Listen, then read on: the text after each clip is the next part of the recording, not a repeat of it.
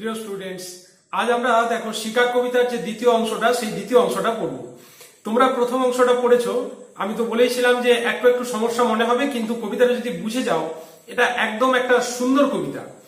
তো জীবনানন্দ দাশ যেটা বলতে চাইছেন যে নির্মল প্রকৃতিকে মানুষ কিভাবে শিকারে পরিণত করছে, মানে মানুষের লোভ, মানুষের লালসা কিভাবে নির্মল প্রকৃতির বিশুদ্ধতাকে নষ্ট করছে এবং নির্মল প্রকৃতিকে ধ্বংস করে দিচ্ছে, সেই ব্যাপারটাই শিকার কবিতাতে ফুটিয়ে তোলা হয়েছে।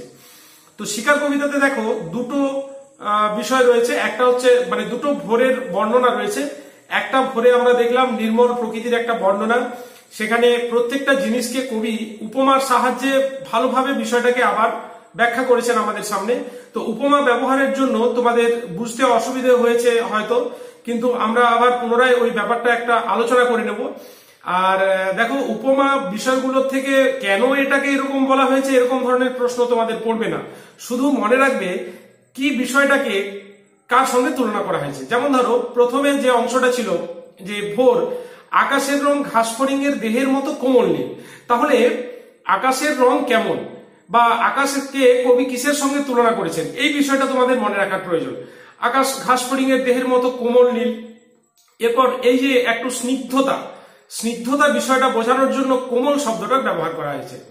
তারপরে ধরো ওই নোনার গাছ আর পেয়ারার গাছ সেগুলোকে কিসের সঙ্গে তুলনা করেছেন, সেক্ষেত্রে আমরা দেখলাম যে সেগুলোকে তুলনা করেছেন টিয়ার পালকের সঙ্গে বা টিয়ার পালকের মতো সবুজ।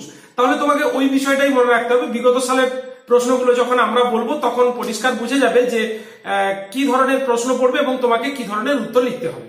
মাত্র তারা রয়েছে সে নির্জনতার প্রতীক, মানে নির্জনতা বিষয়টাকে প্রাঞ্জল করা হয়েছে। তাহলে আকাশের যে একটি তারা তাকে কবি কিসের সঙ্গে তুলনা করেছেন, সেক্ষেত্রে আমরা বলবো যে পাড়াগার বাসর ঘরের কোনো বধূর সঙ্গে, কিংবা ওই মিশরের মানবী যে বুকের থেকে তার মুক্তা দিয়েছিল নীল মদের গ্লাসে তার সঙ্গে তুলনা করেছেন।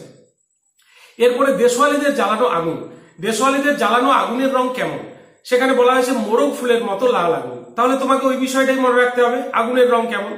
এরপর ধরো যখন সূর্য উঠলো, সূর্য ওঠার সাথে সাথে আগুনের রংটা ফিকে হয়ে গেছে। তো সূর্য ওঠার সাথে সাথে ওই দেশওয়ালীদের জ্বালানো আগুনের রংটা কেমন হয়েছে, এটা একটা প্রশ্ন। সেক্ষেত্রে তুমি বললে যে এটা রোগা শালিকের হৃদয়ের বিবর্ণ ইচ্ছার মতো। এবার কেন রোগা শালিকের হৃদয়ের বিবর্ণ ইচ্ছার মতো, সেই বিষয়টা পরীক্ষায় সেভাবে পড়ে না।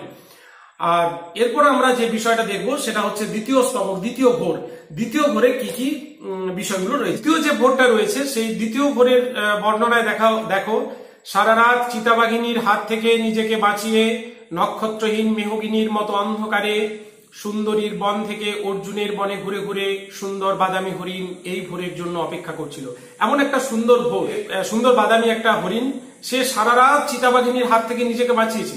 দেখো, চিতাবাঘিনীর হাত থেকে বাঁচানো, অরণ্য পরিবেশে একটা পশুর সঙ্গে আর একটা পশুর যে খাদ্যখাদক সম্পর্ক, সেখানে একটা হরিণকে তাড়া করেছে একটা চিতাবাঘ। এখানে আশ্চর্য হওয়ার কিছু নেই, এখানে বিষদৃশ্য বেমানান ঘটনা এটা নয়, এটা হচ্ছে প্রকৃতির কোলে, এটাই একটা স্বাভাবিক ঘটনা। তো চিতাবাঘিনীর হাত থেকে নিজেকে সারা রাত ধরে ছুটে বাঁচিয়েছে নক্ষত্রহীন অন্ধকারে অর্জুনের বন থেকে, সুন্দরীর বন থেকে অর্জুনের বনে গভীর অন্ধকারের মধ্যে সেই হরিণটা দৌড়ে বেরিয়েছে বাঁচার জন্য। আর সে অপেক্ষা করছিল কখন ভোরের আলো ফুটবে, কারণ ভোরের আলো ফুটলেই তার মৃত্যু ভয় আর থাকবে না। সে নতুন ভাবে আবার বাঁচার তাগিদ অনুভব করবে, নতুন ভাবে বাঁচতে পারবে, নতুন একটা জীবন পাবে। তার মানে এই যে চিতাবাঘিনীর হাত থেকে চিতাবাঘিনীর হাত থেকে বাঁচার যে তাগিদ, এটা একটা অরণ্য পরিবেশে স্বাভাবিক বিষয়।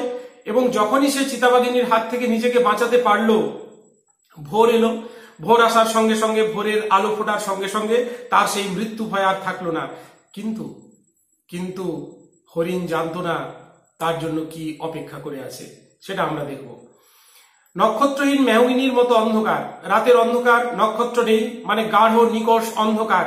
সেই অন্ধকারে মৃত্যু, সেখানে শুধুমাত্র প্রকৃতি অন্ধকার তা নয়, এখানে যেন তার বাঁচা এবং মরা, মৃত্যুর গহন অন্ধকারে ছুটে বেরিয়েছে। সে মৃত্যুকে পরাস্ত করেছে এবং মৃত্যুর থেকে সে বেরিয়ে এসেছে। সুন্দর বাদামি হরিণটি এমনই একটা ভোরের জন্য অপেক্ষা করছিল। যখনই ভোরের আলো ফুটলো তখন আর তার মৃত্যু ভয় থাকলো না, সে মৃত্যুকে পরাস্ত করতে পারলো, চিতাবাঘিনীর হাত থেকে নিজেকে বাঁচাতে পারলো। এসেছে সে ভোরের আলোয় নেমে, সে কে, এরকম ধরনের একটা প্রশ্ন আসে। আমি প্রশ্নগুলো বলছি এখনই। এসেছে সে ভোরের আলোয় নেমে। ভোরের আলো ফুটেছে, ভোরের আলোয় সেই হরিণটা নেমে এসেছে। তার আর মৃত্যু ভয় নেই, চিতাবাঘিনীর হাত থেকে সে নিজেকে বাঁচিয়ে নিতে পেরেছে। ভোর মানেই জীবনের একটা নতুন দিনের সূচনা হতে চলেছে, তার নতুন করে বাঁচার তাগিদ সে অনুভব করছে, আবার সে নতুন করে বাঁচবে, এরকম একটা বিষয়। এসেছে সে ভোরের আলোয় নেমে, কচি বাতাবি লেবুর মতো সুগন্ধি ঘাস ছিঁড়ে ছিঁড়ে খাচ্ছে। দেখো, এই যে জীবনানন্দ দাশের কবিতায় উপমার ব্যবহার, এই উপমার ব্যবহারটা কিন্তু প্রত্যেকটা ক্ষেত্রেই আছে। তো কচি কচি ঘাস ছিঁড়ে ছিঁড়ে খাচ্ছে হরিণটি, সেই ঘাসটাকে তুলনা করা হয়েছে বাতাবি লেবুর মতো সুগন্ধি ঘাস। তার মানে ঘাস যে ছিঁড়ে ছিঁড়ে খাচ্ছে তাকে কিসের সঙ্গে তুলনা করা হয়েছে, এটা একটা প্রশ্ন মনে রেখে দিবে।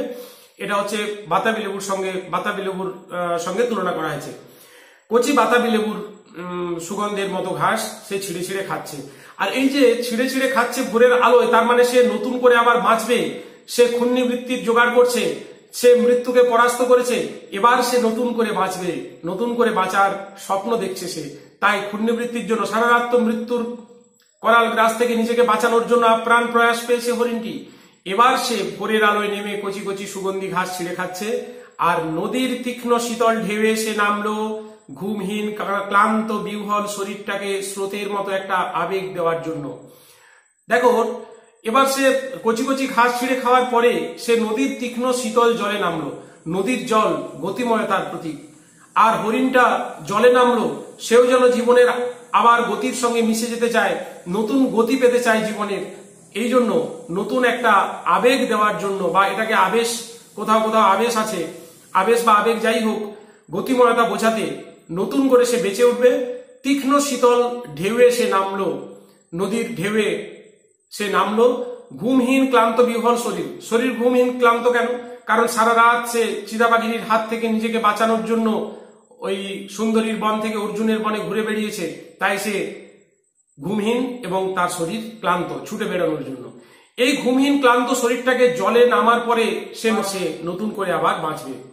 এই যে অন্ধকার থেকে বেরিয়ে আসা, এটাকে কবি খুব সুন্দর একটা উপমা দিয়েছেন। দেখো, অন্ধকারের হিমকুঞ্চিত জরায়ু ছিঁড়ে ভোরের রৌদ্রের মতো একটা বিস্তীর্ণ উল্লাস পাবার জন্য। রাতের অন্ধকার, সেই অন্ধকার ভেদ করে সূর্য উদিত হয়। সেই সূর্য যেমন অন্ধকার ভেদ করে সকালবেলায় উদিত যখন হয়, এই ভোরটাকে কবি তুলনা করছেন হিমকুঞ্চিত জরায়ু থেকে নবজাতর এই পৃথিবীর আলো দেখার মতো। ঠিক সেই রকমই সারা রাত চিতাবাঘিনীর হাত থেকে নিজেকে বাঁচানোর জন্য হরিণটি দৌড়ে বেরিয়েছে অন্ধকারে। জরায়ুর মধ্যে যেমন ভাবে একটা শিশুর আকুতি প্রবল হয়ে ওঠে, আলো আলো, আমি আলোয় যেতে চাই। তো সেই রকমই হরিণটাও যেন সেই অন্ধকার অবস্থাকে ভেদ করে বেরিয়ে এলো। আর হিমকুঞ্চিত বলা হয়েছে কেন?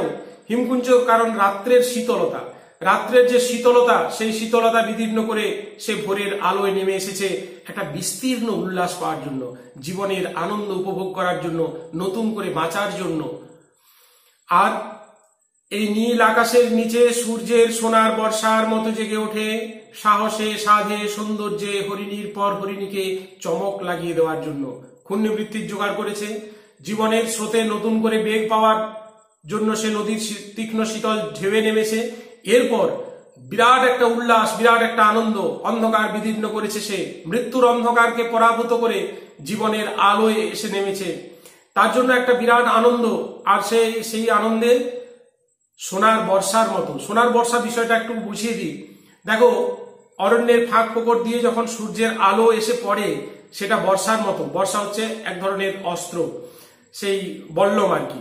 তো বল্লমের মতোই, সোনার বল্লমের মতোই, মানে সূর্যের রশ্মিগুলো যেমন ভাবে জঙ্গলের ভূমিতে এসে পড়ে, সেটাকে যেমন দেখায় বা দৃশ্যমান হয় দূর থেকে, তেমনি এই হরিণটিও এই জঙ্গলের ভেতরে সোনার বর্ষার মতো জেগে উঠতে চেয়েছিল, দৃশ্যমান হতে চেয়েছিল হরিণীদের কাছে। তারপর একটা অদ্ভুত শব্দ। দেখো, এতক্ষণ পর্যন্ত হরিণটা চিতাবাঘিনীর হাত থেকে বাঁচানোর জন্য যে দৌড়াচ্ছিল, এর মধ্যে বিষদৃশ্য বেমানান বিষয় ছিল না। এটা হচ্ছে অরণ্য পরিবেশ, খাদ্য খাদকের সম্পর্ক। কিন্তু এখন অরণ্য পরিবেশে যে শব্দটা শোনা গেল, এই শব্দটা অদ্ভুত শব্দ। কারণ এই শব্দটা অরণ্য পরিবেশে মানায় না, বড় বেমানান, একটা বন্দুকের শব্দ, একটা গুলির শব্দ। তাহলে এখানে বিষয়টা কি দাঁড়াচ্ছে? মরণ কখন আসে কে বা জানে, মরণ কখন আসে কে বা জানে অপেক্ষা করছিল হরিণটির। এতক্ষণ সে মৃত্যু ভয়ে দৌড়ে বেরিয়েছে, এখন তার মৃত্যু ভয় ছিল না। অথচ সেই সময়ই একটা শব্দ, শিকারীরা ওত পেতে বসেছিল কখন ভোরের আলোয় হরিণ নামবে ঘাস খেতে, জল খেতে। সেইভাবেই অপেক্ষা করেছিল। তো যখন তার মৃত্যু ভয় ছিল না, সেই সময় গুলির আওয়াজ, একটা অদ্ভুত শব্দ। অরণ্য পরিবেশে এই শব্দটা বেমানান। বাঘের গর্জন, সিংহের গর্জন, এই শব্দগুলো এখানে মানানসই, কিন্তু বন্দুকের আওয়াজ, তার মানে আধুনিক সভ্যতা অরণ্য পরিবেশে গিয়ে তাদের থাবা বসিয়েছে। এই শব্দটা ভালো লাগেনি, কবিরও ভালো লাগে না। তার কারণ নাগরিক সভ্যতার কাছে এরকম ভাবেই ধ্বংস হয়ে যাবে অরণ্য পরিবেশ, অরণ্য প্রকৃতি, প্রাকৃতিক সৌন্দর্য। নদীর জল মচকা ফুলের পাপড়ির মতো লাল। গুলিটা গিয়ে লেগেছে, বুঝতেই পারছো, হরিণটার গায়ে। হরিণটা মারা গেছে, আর হরিণের রক্তে নদীর জল মচকা ফুলের মতো লাল হয়ে উঠেছে। তাহলে যে আগুনটা মোরগ ফুলের মতো লাল আগুন ছিল, যে আগ্রাসী আগুন, সেই আগ্রাসী আগুন, রক্তের রং, আর তারপর উষ্ণ লাল হরিণের মাংস তৈরি হয়ে এলো। উষ্ণ লাল হরিণের মাংস। শিকারীরা দেখো, বাঘটা যে চিতাবাঘিনী যে ছুটছিল, খাদ্য খাদক সম্পর্ক, কিন্তু এই যে সুসভ্য নাগরিক সভ্যতার মানুষ, টেরিকাটা মানুষেরা এই হরিণটাকে বধ করলো, এটার প্রয়োজন ছিল না। তবুও মানুষ বধ করলো উষ্ণ লাল হরিণের মাংস, নিজেদের কামনা, বাসনা, লালসা এবং লোভ চরিতার্থ করার জন্য। তাই উষ্ণ লাল হরিণের মাংস কথাটা ব্যবহার করা হয়েছে। তৈরি হয়ে এলো অনেক পুরনো শিশির ভেজা গল্প, সিগারেটের ধোঁয়া, টেরিকাটা কয়েকটা মানুষের মাথা, এলোমেলো কয়েকটা বন্দুক, হিম, নিষ্পন্দ, নিরপরাধ ঘুম। হরিণের নিথর দেহ পড়ে রয়েছে, মাংস তৈরি হয়ে আসছে। আর এদিকে কি হয়েছে, অনেক পুরনো শিশির ভেজা গল্প, শিশির ভেজা গল্প, অনেক রাত, অনেক শিকারের গল্প। তারা নিজেদের পূর্বপুরুষ, নিজেদের বীরত্বের কাহিনী গল্প করছে, আর সিগারেটের ধোঁয়া।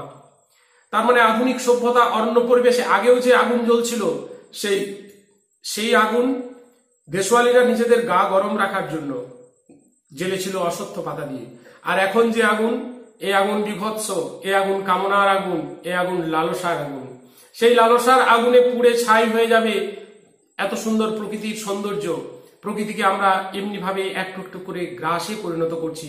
শুধুমাত্র লাল হরিণের মাংস তো নয়, এই লাল হরিণের মাংসের পিছনে রয়েছে প্রকৃতিও যেন মানুষের গ্রাসে পরিণত হচ্ছে ধীরে ধীরে। তাই সিগারেটের ধোঁয়া, টেরিকাটা কয়েকটা মানুষের মাথা, বেমানান। টেরিকাটা মানুষের মাথা, সুসভ্য মানুষ, সেই সুসভ্য মানুষ বোঝাতেই টেরিকাটা মাথা কথাটা ব্যবহার করা হয়েছে। সযত্নে আঁচড়ানো চুল, এটাকে বলা হয় টেরিকাটা। টেরিকাটা মাথা, এলোমেলো কয়েকটা বন্দুক। এখন তারা নিশ্চিন্ত, তারা স্বীকার করে নিয়েছে, বন্দুকগুলো আর বাগিয়ে ধরে নেই, তারা ওত পেতে বসে নেই। এলোমেলো ভাবে বন্দুক ছড়ানো রয়েছে, আর পড়ে রয়েছে একটা নিথর প্রাণীর শীতল দেহ, যেটাকে কবি বলেছেন হিম নিষ্পন্দ। প্রাণ নেই, তাই সেটা শীতল। প্রাণ না থাকলেই প্রাণী দেহ শীতল হয়ে যায়। নিষ্পন্দ, মারা গেছে, তাই তার স্পন্দন নেই। আর নিরপরাধ ঘুম, হরিণটার কোনো অপরাধ ছিল না। তাই হরিণটাকে যে মানুষ মেরে ফেললো, হরিণটা এখন ঘুমিয়ে রয়েছে, মানে মারা গেছে। এই মারা যাওয়াটাকে কবি বলছেন নিরপরাধ ঘুম। কোনো অপরাধ ছিল না হরিণটার, তবুও তাকে মরতে হলো। তো দেখলে, এইভাবেই কবি কিন্তু পুরো কবিতাটা জুড়ে একটা অরণ্য পরিবেশের সুন্দর প্রকৃতির বর্ণনা, আর তারপরেই বলেছেন কিভাবে এই সুন্দর প্রকৃতিকে মানুষ ধ্বংস করে দিচ্ছে। তাই তো কথা বলা যায়, নাগরিক লালসায় নীল অমলিন প্রকৃতির মাঝে জীবন হারিয়ে যায় হিম শীতল মৃত্যুর আধারে। অনেক অনেক শুভেচ্ছা, অনেক অনেক ধন্যবাদ। যদি কবিতাটা বুঝতে পেরেছো তাহলে অবশ্যই কমেন্ট করে জানাও, যদি না বুঝতে পেরেছো তাহলেও কমেন্ট করো। অনেক শুভেচ্ছা, অনেক ভালোবাসা, অনেক আন্তরিকতা জানাই। ভালো থাকো, সুস্থ থাকো, বাড়িতে থাকো।